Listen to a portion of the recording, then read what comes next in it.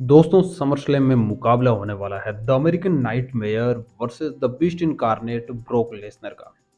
SummerSlam जैसा event हो WWE का और उसमें ब्रोक लेसनर का मुकाबला ना हो तो उस इवेंट का मजा फीका ही रह जाता है। लेकिन समरस्लैम 2023 एक शानदार इवेंट होने वाला है क्योंकि यहाँ पर the beast incarnate broke Lesnar का मुकाबला है और उनका मुकाबला है the American nightmare Cody Rhodes के साथ। और ये उनका मुकाबला एक रबर मुकाबला है, यानी कि इस मुकाबले के दौरान जो भी सुपरस्टार जीतेगा वह जीत की स्ट्रीक को जारी रखेगा।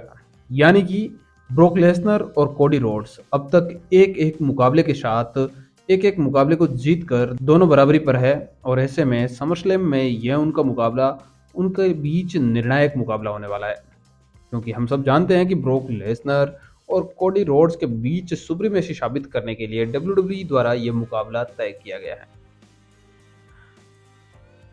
क्योंकि इससे पहले हम देख चुके हैं कि ब्रोक लेसनर और कोडी रोड्स दो बार आमने सामने हो चुके हैं।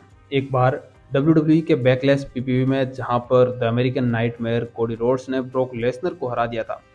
इसका बदला लेते हुए ब्रोक लेसनर ने डब्ल्यूडब्ल्यूई के उसके अगले ही इवेंट यानी कि नाइट ऑफ चैंपियंस में, जो कि दुबई में आयोजित हुआ, उसमें कोडी रोड्स को बुरी तरह से हराया। और इसके बाद एक बार के लिए तो कोडी रोड्स और ब्रोक लेसनर की स्टोरी लाइन 1-on-1 पर समाप्त हो चुकी थी, क्योंकि मनी इन द बैंक में हमने देखा था कि कोडी रोड्स का मुकाबला डोमिनिक मिस्टीरियो के साथ हुआ और ब्रोक लेसनर का उसमें कहीं नामो निशान नहीं था।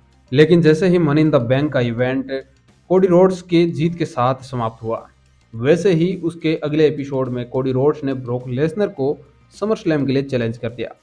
हालांकि द बीस्ट को अगर कोई चैलेंज करे और द बीस्ट उसका चैलेंज एक्सेप्ट ना करे, ये तो हो ही नहीं सकता है।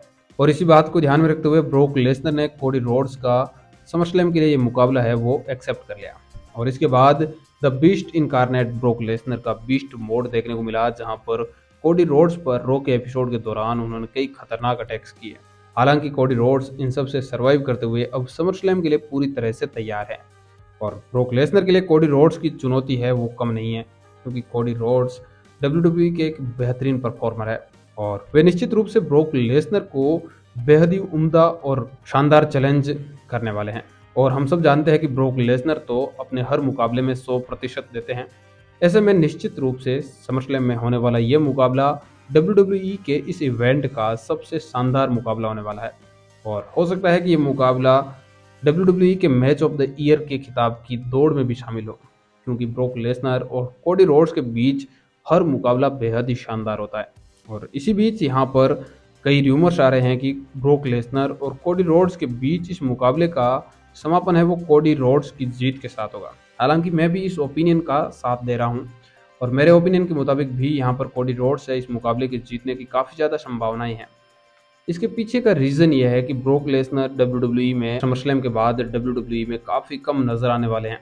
ऐसे में यहाँ पर इस बात को देखते हुए कोडी रोड्स का पलड़ा समरस्लैम के लिए भारी नजर आ रहा है और कोडी रोड्स इस रबर मुकाबले को जीतकर ब्रोक लेसनर के ऊपर अपनी सुप्रीमेसी साबित कर सकते हैं।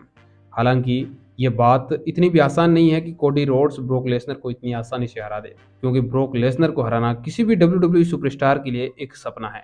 और ब्रोक लेसनर इस मुकाबले के दौरान बेहद ही शानदार चुनौती पेश करने वाले हैं और द बीस्ट इस मुकाबले को जीत भी सकते हैं, लेकिन मेरे ओपिनियन के मुताबिक इस बात के चांस थोड़े कम हैं।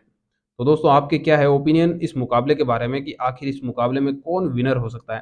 हालांकि हमें विनर की जानकारी कुछ ही देर बाद हमारे सामने आने वाली है और उसको लेकर हम एक अलग वीडियो में कवर करेंगे। तो दोस्तों आपकी क्या है ओपिनियन इस बारे में कमेंट बॉक्स में ज़रूर शेयर कीजिएगा। साथ ही अगर वीडियो पसंद आए तो इसे लाइक और शेयर करने के साथ हमारे यूट्यूब चैनल को सब्सक्राइब कर लीजिए। धन्यवाद।